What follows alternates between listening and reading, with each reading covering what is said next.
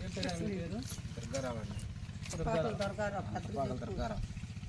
ఆవిడకి యాక్సిడెంట్ అయింది? మా ఆవిడకి యాక్సిడెంట్ అయ్యింది. మీ పిల్లలు?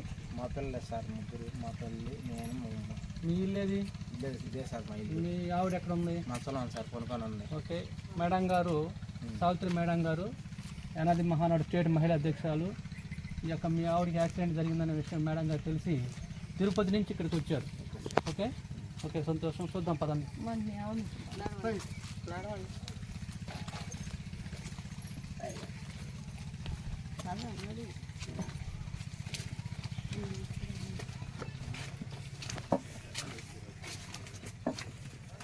చూడండి వీళ్ళ ఇల్లు పరిస్థితి ఇంత దారుణంగా ఉంది. సొంత ఇల్లా? మీ అమ్మగారు అంటే మీకు ఇల్లు లేదు. ఎన్నేళ్ళు అవుతుంది పెళ్ళి? 10 ఏళ్ళు అంటే 10 ఏళ్ళకి ముగ్గురు పిల్లలు పుట్టారా? ఎన్ని రోజులు అవుతుంది యాక్సిడెంట్ అయ్యి? 15 రోజులు అవుతుంది. అంటే కాళ్ళు 2 డ్యామేజా, చెయ్యి వరకు డ్యామేజా, ఏది డ్యామేజ్ అయింది?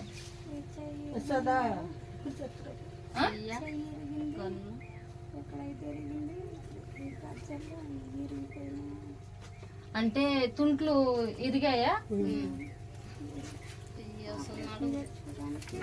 ఆపరేషన్ చేయలేదని 5 నెలలు 6 నెలలు గడిచాక సెట్ అవ్వకపోతే అప్పుడు చేద్దాంలో అన్నాడు. సెట్ అవ్వకపోతే హెల్త్ కార్డు ఉందా? ఆరోగ్యశ్రీ కార్డు. మా పిల్లల పేరు లేవు మేడం. మీ పేర్లు ఉన్నాయి కదా? మీ పేరు లేదు. పెట్టేమని పంచాయతీలు ఇస్తే ఫ్యామిలీ అని పెట్టారంట, కానీ నా పేరు నా పిల్లల పేరు ఎక్కలేదు మేడం. అందులో మీ పేరు లేదు, ఆరోగ్య కార్డులో మీ పేరు లేదు.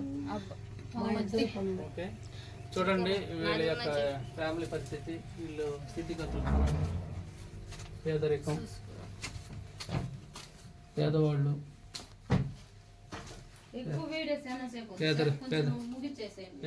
పేదరికంలో మొక్కుతున్నారు.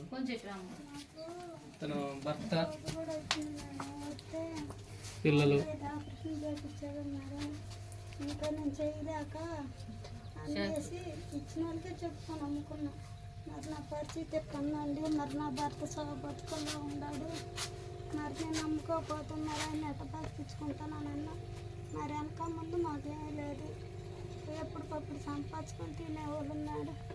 అందుకని ఆయన కోసం నా చోటు కూడా అమ్ముకున్నాడు. 5 సంవత్సరాలు చేస్తున్నారు అనిపిస్తారు. 4 ఆపరేషన్ చేయించారు.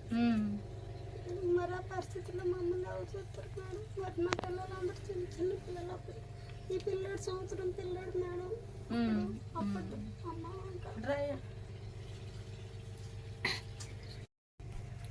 అందరికీ నమస్కారం. ఆంధ్రప్రదేశ్ గుంటూరు జిల్లా చేబ్రోలు మండలం గోడవరి గ్రామంలోకి వచ్చాం. ఈరోజు మనం మేడం గారు, సావిత్రి మేడం గారు, యానాది మహానాడు స్టేట్ మహిళా అధ్యక్షురాలు. ఈ యొక్క రాణి విషయం, యాక్సిడెంట్ అయ్యి మంచంలో ఉన్నటువంటి దీనమైన పరిస్థితిలో ఉన్నటువంటి రాణిని చూసి మేడం గారు చెల్లించి తిరుపతి నుంచి వచ్చారు. వచ్చి ఆమెకి సహాయం చేయాలి, ఆ కుటుంబాన్ని ఆదుకోవాలన్నటువంటి ఆలోచనతో ఈరోజు ఇక్కడికి రావడం జరిగింది. ఆంధ్రప్రదేశ్కి తిరుపతి నుంచి తెనాలకు వచ్చారు. ఇదిగో చూడండి, దుర్గారావు, రాణి వాళ్ళ భర్త దుర్గారావు. ఇతను కూడా యాక్సిడెంట్ అయ్యింది. ఇతను కూడా యాక్సిడెంట్ అయ్యి ఈ పొట్ట చూడండి 4 సార్లు ఆపరేషన్ జరిగింది. ఇతనికి ఈ పొట్టకి 4 సార్లు ఆపరేషన్ జరిగింది. ఇతను కూడా పేషెంటే. ఇతనికి సరిగ్గా ఆకలి ఉండదు, అన్నం తినలేడు, పని కూడా చేయలేడు. అందువల్ల ఇతను కూడా పేషెంటే. ఇతను ఎలాంటి పరిస్థితుల్లో ఉండాలంటే ఫ్యామిలీ చూడండి, 3 చిన్నపిల్లలు, పెద్ద వయసు ఆమె, ఇంట్లో ముసలామె, పెద్ద వయసు ఆమె. ఈరోజు ఈ కుటుంబం మొత్తం కూడా ఈమె పెన్షన్ మీద ఆధారపడి బతుకుతున్నారు. ఈ కుటుంబం మొత్తం కూడా ఈమె పెన్షన్ మీద ఆధారపడి బతికే పరిస్థితి వచ్చింది. ఎందుకంటే ఇతను కష్టపడి పని చేయలేడు.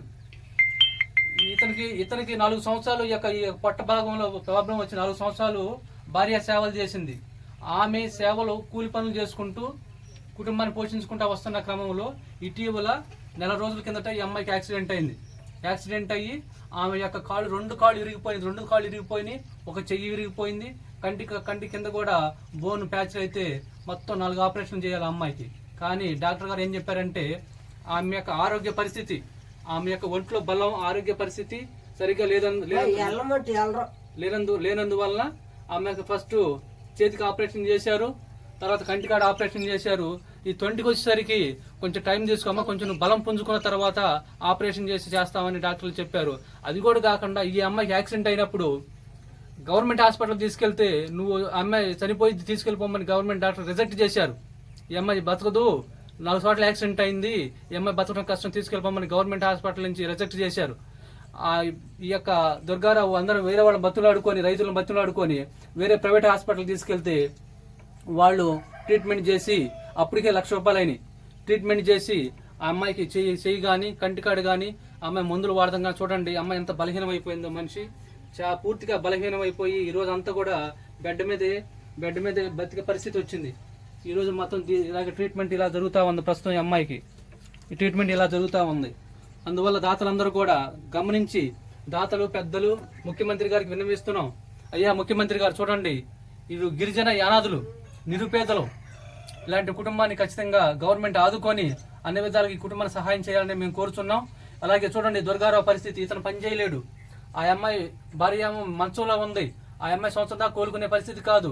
ఇది చూస్తే పెద్ద వయసు ఆమె, ఇటు చిన్నపిల్లలు, 3 చిన్నపిల్లలు, ఈ కుటుంబం పోషణ ఎలా? వీళ్ళకి ఆధార్ కార్డులు, రేషన్ కార్డు సరిగ్గా లేవు, వీళ్ళకి ఎలాంటి పథకాలు రావటం లేదు. ఇది ముఖ్యమంత్రి గారికి మేము విన్నవించుకుంటున్నాం. సార్ ఖచ్చితంగా మీరు గమనించి ఖచ్చితంగా పెద్దలు కానీ టీవీ ఛానల్ వాళ్ళు కానీ అందరు కూడా విన్నవించుకుంటున్నాం. ఈ కుటుంబాన్ని ఆదుకోండి, ఈ కుటుంబాన్ని ఆదుకొని అందరి సహాయంతో ఈ కుటుంబాన్ని రక్షిస్తారని మేము కోరుకుంటూ థ్యాంక్ యూ సార్.